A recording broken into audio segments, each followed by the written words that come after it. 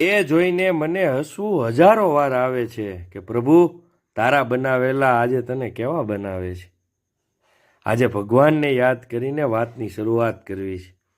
ખેડૂત મિત્રો, ખૂબ વરસાદ થયો, આપણા તમામ પાકોને ક્યાંક ને ક્યાંક થોડા ઘણા અંશે નુકસાની પહોંચી।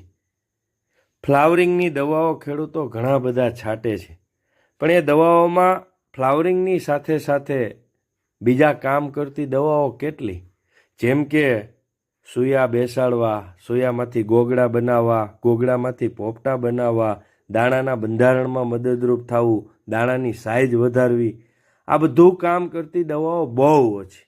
અને એ પૈકી મારી ભલામણ દરેક ખેડૂત મિત્રોને છે વર્લ્ડાન્ટની, જેમાં દરેક પ્રકારના એમિનો એસિડ છે, જે દરેક રીતે પાકને ઉપયોગી છે।